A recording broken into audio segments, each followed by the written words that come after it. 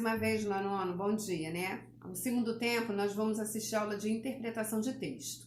Na aula passada, lá no YouTube, né, eu gravei a aula para vocês sobre o gênero literário romance. E eu expliquei, né, o que era. E aí eu passei os exercícios para vocês da página 25 até a 30. E hoje nós vamos corrigir, ok? Então vamos lá. Eu só não vou ler os textos, tá, gente? Porque os textos são enormes. Mas para você fazer o exercício, você tem que ler, ok? Então, espero que vocês tenham lido realmente para dar respostas. Vamos lá. Número 1.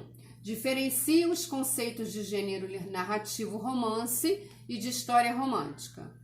Então, gênero narrativo romance é a definição, ok? Ele está pedindo diferencie os conceitos. E o que é história romântica? História romântica está dentro do contexto do gênero narrativo romance, ok? Então vamos lá.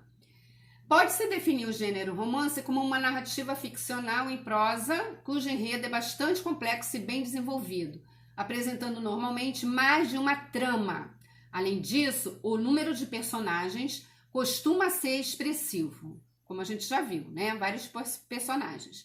Já as histórias românticas dizem respeito a narrativas que contam em seu enredo histórias de amor, de paixão e podem ser escritas nos mais variados gêneros, como contos, crônicas, novelas, etc. Ok? Então, viram a diferença? 2.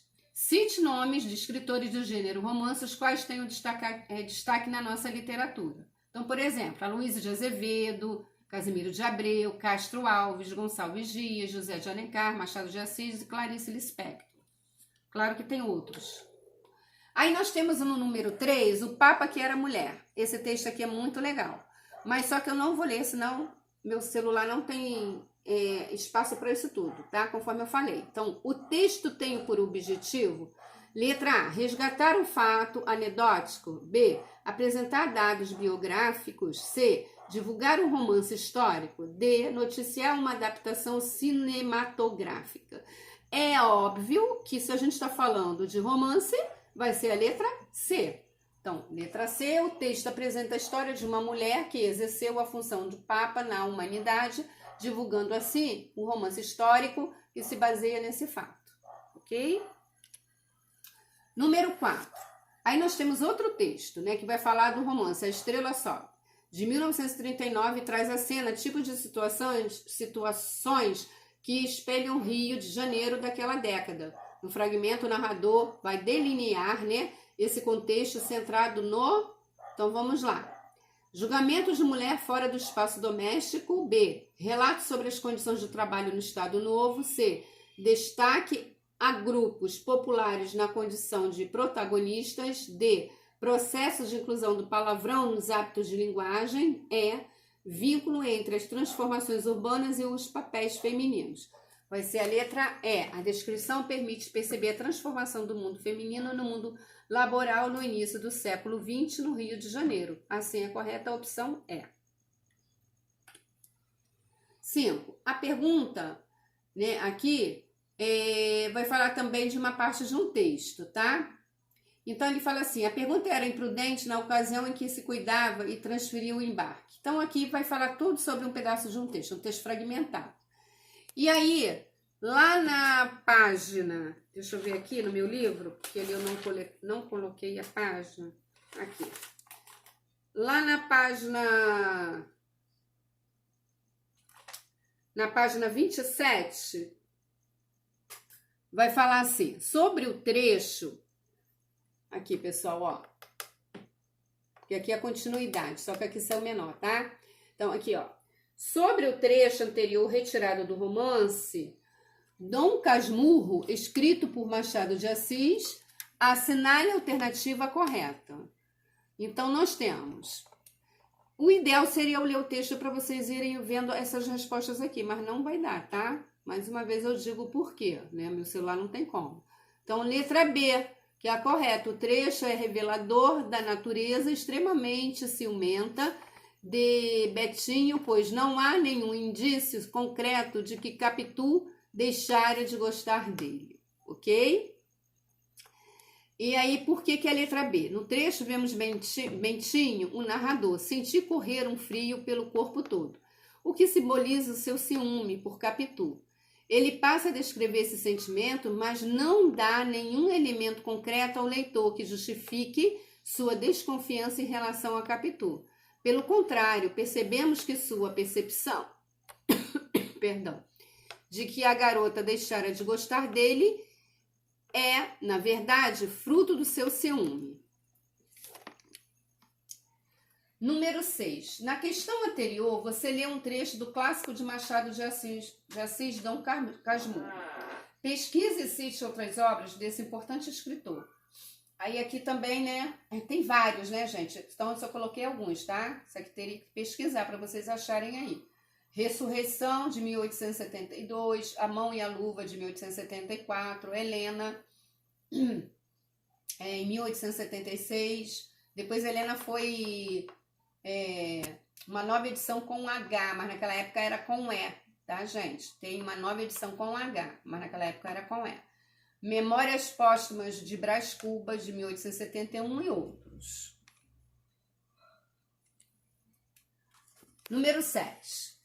Leia a seguir um trecho do primeiro capítulo de Memórias Póstumas de Brás Cubas, obra de Machado de Assis.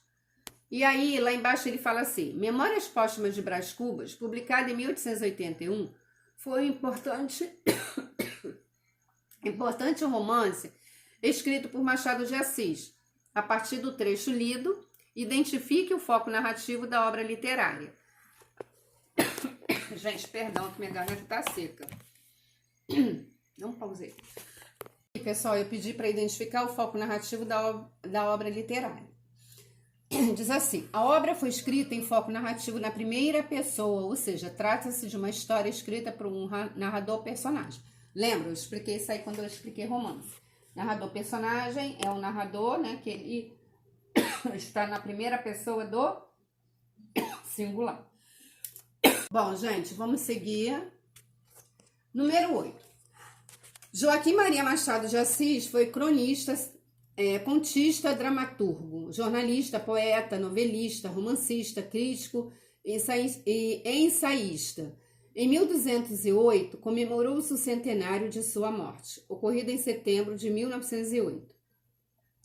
Machado de Assis é considerado o mais canônico escritor da literatura brasileira e deixou uma rica produção literária composta de textos dos mais variados gêneros, em que se destacam o conto e o romance.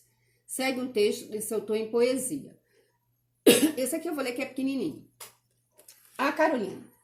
Querida, ao pé do leito derradeiro em que se descansas dessa longa vida, aqui venho e virei, pobre querida, trazer-te o coração do companheiro.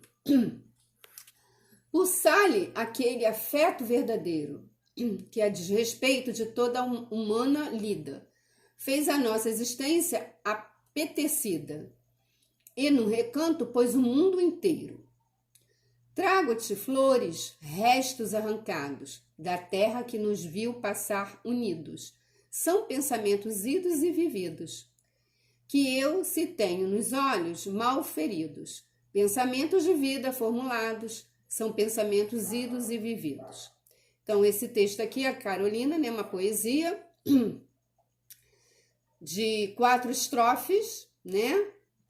E 1, 2, 3, 4, 5, 6, 7, 8, 9, 10, 11, 12, 13, 14 versos. Então, vamos lá.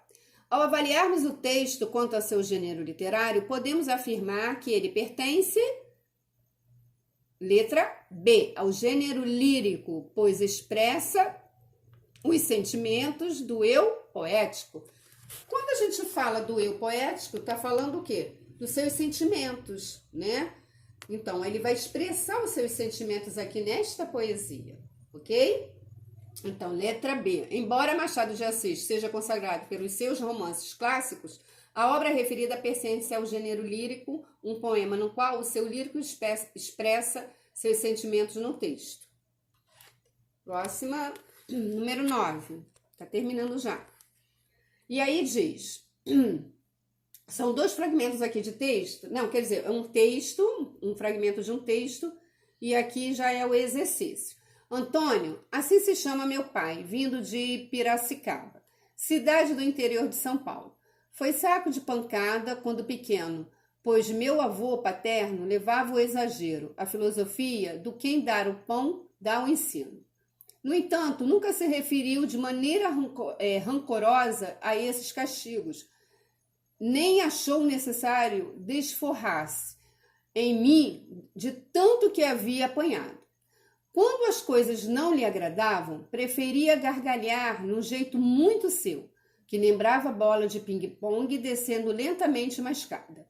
2 vezes apenas botou de lado esse tipo de reação.